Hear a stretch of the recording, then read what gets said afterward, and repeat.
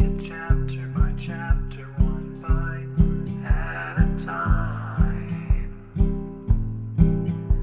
So many adventures and mountains we can climb.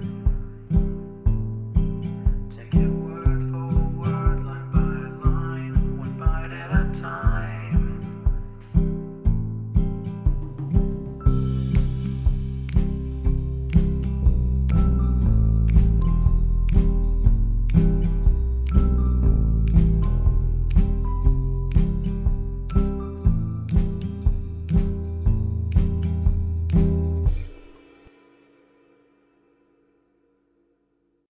Welcome to Bite at a Time Books, where we read you your favorite classics one bite at a time. My name is Bree Carlile, and I love to read, and wanted to share my passion with listeners like you. If you want to know what's coming next and vote on upcoming books, sign up for our newsletter at biteatatimebooks.com. You'll also find our new t-shirts in the shop, including podcast shirts and quote shirts from your favorite classic novels. Be sure to follow my show on your favorite podcast platform so you get all the new episodes. You can find most of our links in the show notes. But also our website, biteatatimebooks.com, includes all of the links for our show, including to our Patreon to support the show, and YouTube, where we have special behind the narration of the episodes. We're part of the Bite at a Time Books Productions Network. If you'd also like to hear what inspired your favorite classic authors to write their novels, and what was going on in the world at the time, check out the Bite at a Time Books Behind the Story podcast, wherever you listen to podcasts. Please note, while we try to keep the text as close to the original as possible, some words have been changed to honor the marginalized communities who've identified the words as harmful, and to stay in alignment with Bite at a Time Books' brand values. Today we'll be continuing Little Women by Louisa May Alcott. 8. Joe Meets Apollyon. "Girls, where are you going?" asked Amy, coming into their room one Saturday afternoon, and finding them getting ready to go out, with an air of secrecy which excited her curiosity. "Never mind, little girls shouldn't ask questions," returned Joe sharply. Now, if there is anything mortifying to our feelings when we are young, it is to be told that. And to be bidden to run away, dear, is still more trying to us. Amy bridled up at this insult, and determined to find out the secret if she teased for an hour. Turning to Meg, who never refused her anything very long, she said coaxingly, "Do tell me. I should think you might let me go too, for Beth is fussing over her piano and I haven't got anything to do and I'm so lonely." "I can't, dear, because you aren't invited," began Meg. But Joe broke in impatiently. "Now, Meg, be quiet or you'll spoil it all. You can't go, Amy, so don't be a baby and whine about it." "You are going somewhere with Laurie. I know you are. You were whispering and laughing together on the sofa last night, and you stopped when I came in. Aren't you going with him?" "Yes, we are. Now do be still and stop bothering." Amy held her tongue, but used her eyes and saw Meg slip a fan into her pocket. I know you're going to the theater to see The Seven Castles," she cried, adding resolutely. "And I shall go, for Mother said I might see it, and I've got my rag money, and it was mean not to tell me in time." "Just listen to me a minute and be a good child," said Meg soothingly. "Mother doesn't wish you to go this week, because your eyes are not well enough yet to bear the light of this fairy piece. Next week you can go with Beth and Hannah and have a nice time. I don't like that half as well as going with you and Laurie. Please let me. I've been sick with this cold so long and shut up. I'm dying for some fun. Do, Meg. I'll be ever so good," pleaded Amy, looking as pathetic as she could. "Suppose we take her. I don't believe Mother would mind if we bundle her up well," began Meg. "If she goes, I shan't. And if I don't, Laurie won't like it. And it will be very rude after he invited only us to go and drag in Amy. I should think she'd hate to poke herself where she isn't wanted," said Jo crossly, for she disliked the trouble of overseeing a fidgety child when she wanted to enjoy herself. Her tone and manner angered Amy, who began to put her boots on, saying in her most aggravating way, I shall go. Meg says I may, and if I pay for myself, Laurie hasn't anything to do with it. You can't sit with us, for our seats are reserved. And you mustn't sit alone, so Laurie will give you his place, and that will spoil our pleasure. Or he'll get another seat for you, and that isn't proper when you weren't asked. You shan't stir a step, so you may just stay where you are," scolded Jo, crosser than ever, having just pricked her finger in her hurry. Sitting on the floor with one boot on, Amy began to cry, and Meg to reason with her when Laurie called from below and the two girls hurried down, leaving their sister wailing. For now and then she forgot her grown-up ways and acted like a spoiled child. Just as the party was setting out, Amy called over the banisters in a threatening tone. "You'll be sorry for this, Jo March. See if you ain't." "Fiddlesticks," returned Jo, slamming the door. They had a charming time, for the 7 castles of the Diamond Lake were as brilliant and wonderful as heart could wish. But in spite of the comical red imps, sparkling elves, and gorgeous princes and princesses, Jo's pleasure had a drop of bitterness in it. The Fairy Queen's yellow curls reminded her of Amy, and between the acts, she amused herself with wondering what her sister would do to make her sorry for it. She and Amy had had many lively skirmishes in the course of their lives, for both had quick tempers and were apt to be violent when fairly roused. Amy teased Jo, and Jo irritated Amy, and semi-occasional explosions occurred of which both were much ashamed afterward. Although the oldest, Jo had the least self-control and had hard times trying to curb the fiery spirit which was continually getting her into trouble. Her anger never lasted long, and having humbly confessed her fault, she sincerely repented and tried to do better. Her sisters used to say that they rather liked to get Jo into a fury, because she was such an angel afterward. Poor Jo tried desperately to be good, but her bosom enemy was always ready to flame up and defeat her, and took years of patient effort to subdue it. When they got home, they found Amy reading in the parlor. She assumed an injured air as they came in, never lifted her eyes from her book, or asked a single question. Perhaps curiosity might have conquered resentment if Beth had not been there to inquire and receive a glowing description of the play. On going up to put away her best hat, Jo's first look was toward the bureau, for in their last quarrel, Amy had soothed her feelings by turning Jo's top drawer upside down on the floor.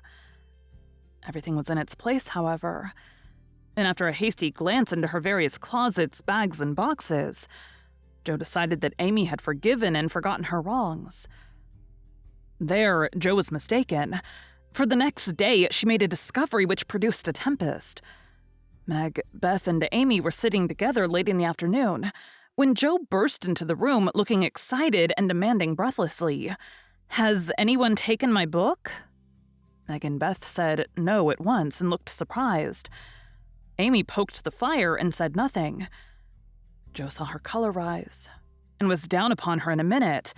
"Amy, you've got it?" "No, I haven't." "You know where it is, then?" "No, I don't." "That's a fib," cried Jo, taking her by the shoulders and looking fierce enough to frighten a much braver child than Amy. "It isn't. I haven't got it. Don't know where it is now and don't care. You know something about it and you'd better tell at once or I'll make you." And Jo gave her a slight shake. "Scold as much as you like. You'll never see your silly old book again," cried Amy, getting excited in her turn. "Why not?" "I burned it up." "What? My little book I was so fond of and worked over and meant to finish before Father got home? Have you really burnt it?" said Jo, turning very pale while her eyes kindled and her hands clutched Amy nervously. "Yes, I did. I told you I'd make you pay for being so cross yesterday. And I have, so—" Amy got no farther, for Jo's hot temper mastered her and she shook Amy till her teeth chattered in her head, crying in a passion of grief and anger, "You wicked, wicked girl! I never can write it again and I'll never forgive you as long as I live!" Meg flew to rescue Amy and Beth to pacify Jo, but Jo was quite beside herself, and with a parting box on her sister's ear, she rushed out of the room up to the old sofa in the garret and finished her fight alone. The storm cleared up below, for Mrs. March came home, and having heard the story, soon brought Amy to a sense of the wrong she had done her sister. Jo's book was the pride of her heart and was regarded by her family as a literary sprout of great promise. It was only half a dozen little fairy tales, but Jo had worked over them patiently, putting her whole heart into her work, hoping to make something good enough to print. She had just copied them with great care and had destroyed the old manuscript, so that Amy's bonfire had consumed the loving work of several years. It seemed a small loss to others, but to Jo it was a dreadful calamity. She felt that it never could be made up to her. Beth mourned as for the departed kitten, and Meg refused to defend her pet. Mrs. March looked grave and grieved, and Amy felt that no one would love her till she had asked pardon for the act which she now regretted more than any of them. When the tea bell rung, Jo appeared, looking so grim and unapproachable that it took all Amy's courage to say meekly, "Please forgive me, Jo. I'm very, very sorry." "I shall never forgive you," was Jo's stern answer. And from that moment, she ignored Amy entirely. No one spoke of the great trouble, not even Mrs. March, for all had learned by experience that when Jo was in that mood, words were wasted, and the wisest course was to wait till some little accident, or her own generous nature softened Jo's resentment and healed the breach. It was not a happy ending, for though they sewed as usual while their mother read aloud from Bremer Scott or Edgeworth, something was wanting and the sweet home peace was disturbed. They felt this most when singing time came, for Beth could only play. Jo stood dumb as a stone, and Amy broke down, so Meg and Mother sung alone. But in spite of their efforts to be as cheery as larks, the flute-like voices did not seem to chord as well as usual, and all felt out of tune. As Jo received her good-night kiss, Mrs. March whispered gently, "My dear, don't let the sun go down upon your anger. Forgive each other. Help each other and begin again tomorrow." Jo wanted to lay her head down on that motherly bosom and cry her grief and anger all away. But tears were an unmanly weakness, and she felt so deeply injured that she really couldn't quite forgive yet. So she winked hard, shook her head, and said gruffly because Amy was listening, "It was an abominable thing, and she don't deserve to be forgiven." With that, she marched off to bed, and there was no merry or confidential gossip that night. Amy was much offended that her overtures of peace had been repulsed, and began to wish she had not humbled herself, to feel more injured than ever, and to plume herself on her superior virtue in a way which was particularly exasperating. Jo still looked like a thundercloud, and nothing went well all day. It was bitter cold in the morning. She dropped her precious turnover in the gutter. Aunt March had an attack of fidgets.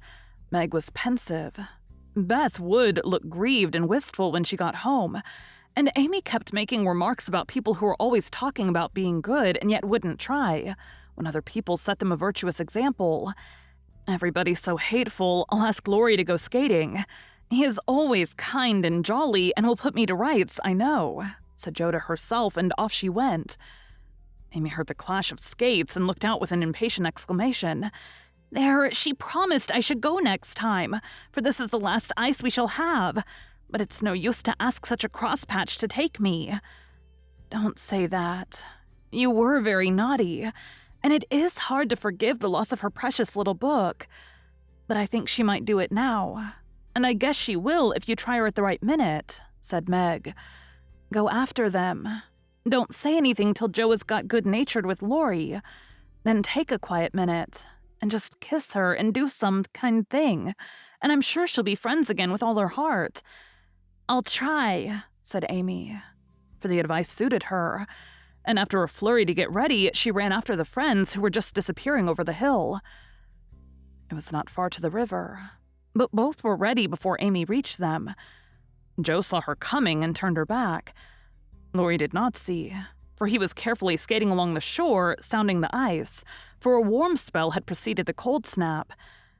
"I'll go on to the first bend and see if it's all right before we begin to race," Amy heard him say, and he shot away, looking like a young Russian in his fur-trimmed coat and cap. Jo heard Amy panting after her run, stamping her feet and blowing her fingers as she tried to put her skates on. But Jo never turned and went slowly zigzagging down the river, taking a bitter, unhappy sort of satisfaction in her sister's troubles. She had cherished her anger till it grew strong and took possession of her, as evil thoughts and feelings always do unless cast out at once. As Laurie turned to the bend, he shouted back, "Keep near the shore. It isn't safe in the middle." Jo heard, but Amy was just struggling to her feet and did not catch a word.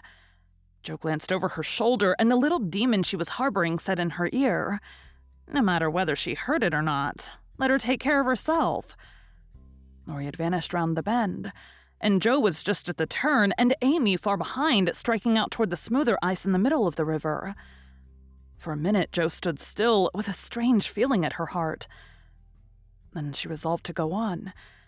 But something held and turned her round just in time to see Amy throw up her hands and go down, with a sudden crash of rotten ice, the splash of water, and a cry that made Jo's heart stand still with fear.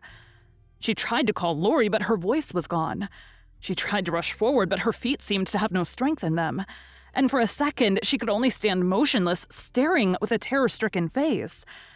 At the little blue hood above the black water, something rushed swiftly by her, and Laurie's voice cried out, "Bring a rail! Quick! Quick!" How she did it, she never knew. But for the next few minutes, she worked as if possessed, blindly obeying Laurie, who was quite self-possessed and lying flat, held Amy up by his arm and hockey till Jo dragged a rail from the fence. And together they got the child out, more frightened than hurt. "Now then, we must walk her home as fast as we can. Pile our things on her while I get off these confounded skates," cried Laurie, wrapping his coat round Amy and tugging away at the straps which never seemed so intricate before. Shivering, dripping, and crying, they got Amy home, and after an exciting time of it, she fell asleep, rolled in blankets before a hot fire. During the bustle, Jo had scarcely spoken, but flown about, looking pale and wild with her things half off, her dress torn, and her hands cut and bruised by ice and rails and refractory buckles. When Amy was comfortably asleep, the house quiet, and Mrs. March sitting by the bed, she called Jo to her and began to bind up the hurt hands. "Are you sure she's safe?" whispered Jo, looking remorsefully at the golden head, which might have been swept away from her sight forever under the treacherous ice. "Quite safe, dear. She's not hurt and won't even take cold, I think. You were so sensible in covering and getting her home quickly," replied her mother cheerfully. "Laurie did it all. I only let her go. Mother, if she should die, it would be my fault."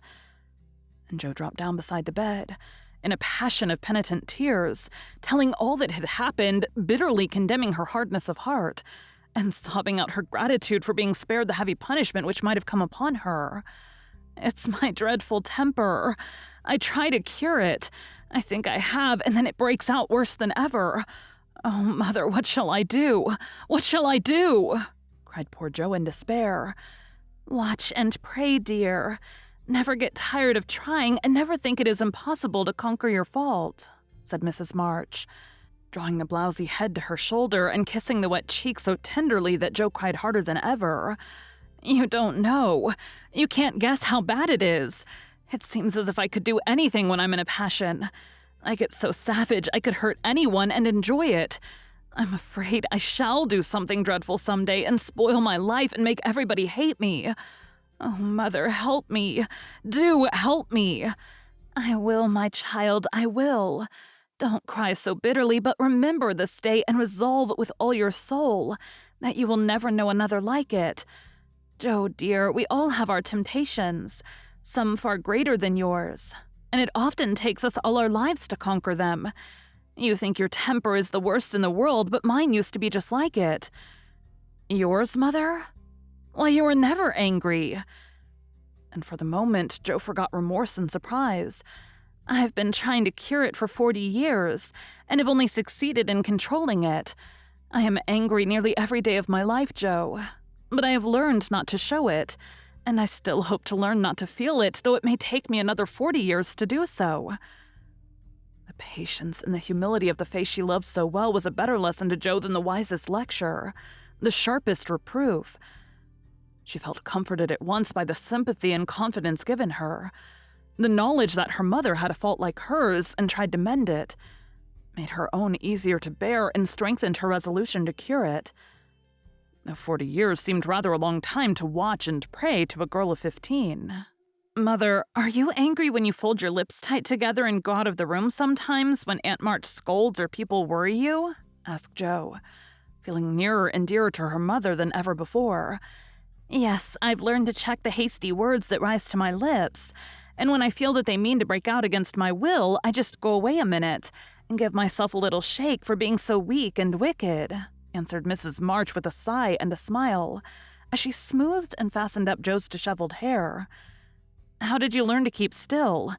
That is what troubles me, for the sharp words fly out before I know what I'm about, and the more I say, the worse I get, till it's a pleasure to hurt people's feelings and say dreadful things. Tell me how you do it, Marmee dear. My good mother used to help me. As you do us, interrupted Jo with a grateful kiss.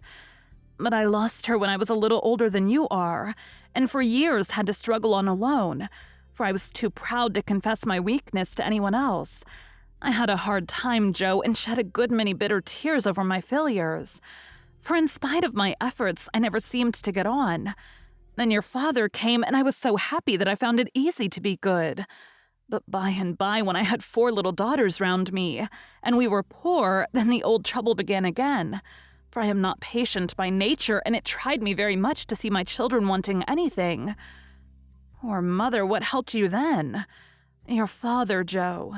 He never loses patience, never doubts or complains, but always hopes and works and waits so cheerfully that one is ashamed to do otherwise before him. He helped and comforted me and showed me that I must try to practice all the virtues I would have my little girls possess, for it was their example. It was easier to try for your sakes than for my own. A startled or surprised look from one of you when I spoke sharply rebuked me more than any words could have done. And the love, respect, and confidence of my children was the sweetest reward I could receive for my efforts to be the woman I would have them copy. Oh, Mother, if I'm ever half as good as you, I shall be satisfied, cried Jo, much touched. I hope you will be a great deal better, dear, but you must keep watch over your bosom enemy, as Father calls it, or it may sadden, if not spoil your life. You've had a warning. Remember it, and try with heart and soul to master this quick temper, before it brings you greater sorrow and regret than you've known today. I will try, Mother. I truly will. But you must help me, remind me, and keep me from flying out. I used to see Father sometimes put his finger on his lips and look at you with a very kind but sober face, and you always folded your lips tight or went away. Was he reminding you then? Asked Jo softly. Yes, I asked him to help me so, and he never forgot it, but saved me from many a sharp word by that little gesture and kind look. Jo saw that her mother's eyes filled and her lips trembled as she spoke, and fearing that she had said too much, she whispered anxiously, Was it wrong to watch you and to speak of it? I didn't mean to be rude, but it's so comfortable to say all I think to you, and feel so safe and happy here. My Jo, you may say anything to your mother, for it is my greatest happiness and pride to feel that my girls confide in me, and know how much I love them. I thought I'd grieved you. No, dear. But speaking of Father reminded me how much I miss him, how much I owe him, and how faithfully I should watch and work to keep his little daughters safe and good for him. Yet you told him to go, Mother, and didn't cry when he went, and never complain now or seem as if you needed any help, said Jo, wondering. I gave my best to the country I love, and kept my tears till he was gone. Why should I complain when we both have merely done our duty and will surely be the happier for it in the end? If I don't seem to need help, it is because I have a better friend, even than Father, to comfort and sustain me. My child, the troubles and temptations of your life are beginning, and may be many, but you can overcome and outlive them all if you learn to feel the strength and tenderness of your heavenly Father, as you do that of your earthly one.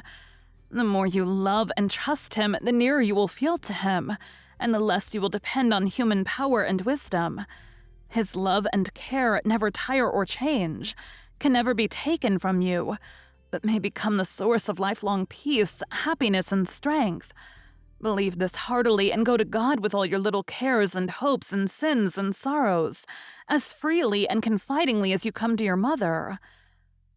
Jo's only answer was to hold her mother close. And in the silence which followed, the sincerest prayer she had ever prayed left her heart without words. For in that sad yet happy hour she had learned not only the bitterness of remorse and despair, but the sweetness of self-denial and self-control. And led by her mother's hand, she had drawn nearer to the friend who welcomes every child with a love stronger than that of any father, tenderer than that of any mother. Amy stirred and sighed in her sleep, and as if eager to begin at once to mend her fault, Jo looked up with an expression on her face which it had never worn before. "I let the sun go down on my anger. I wouldn't forgive her, and today, if it hadn't been for Laurie, it might have been too late. How could I be so wicked?" said Jo, half aloud as she leaned over her sister, softly stroking the wet hair scattered on the pillow. As if she heard, Amy opened her eyes and held out her arms with a smile that went straight to Jo's heart. Neither said a word, but they hugged one another close, in spite of the blankets, and everything was forgiven and forgotten in one hearty kiss. Thank you for joining Bite at a Time Books today, while we read a bite of one of your favorite classics. Again, my name is Bree Carlile, and I hope you come back tomorrow for the next bite of Little Women. Don't forget to sign up for our newsletter at biteatatimebooks.com and check out the shop. You can check out the show notes or our website, biteatatimebooks.com, for the rest of the links for our show. We'd love to hear from you on social media as well.